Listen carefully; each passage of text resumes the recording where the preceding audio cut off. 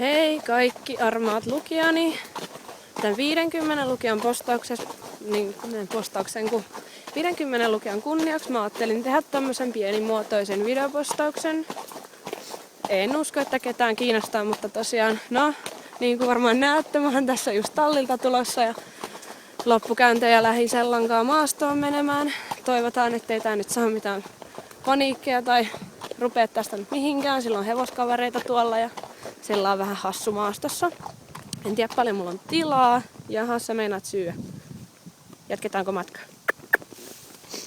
Eli tosiaan, Sella on mun vuokrahevonen.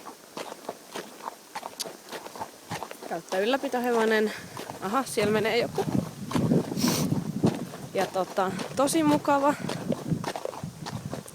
Minä olen siis tässä, Iiris. Näytän varmaan tosi kauniilta nyt, kun on just ratsastettu Sellankaan. Ja Sella meni tänään ihan hyvin.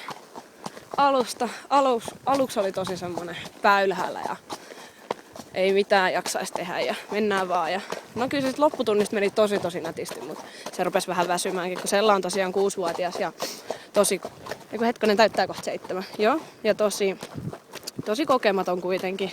Sellahan se on pelastettu ihan nälkäkuolemalta. Se oli laitumella ollut vuosia ihan vaan pihalla. Loimi oli mädäntynyt kiinni selkään ja kaikkea. Ja sit Sellan omistaja osti sen tältä mieheltä ihan jollain eurolla tai jollain tämmöisellä, kun joku summa siitä piti verojen takia maksaa. Mutta tässä se nyt on. Hyvin on lihasta, mutta sen takia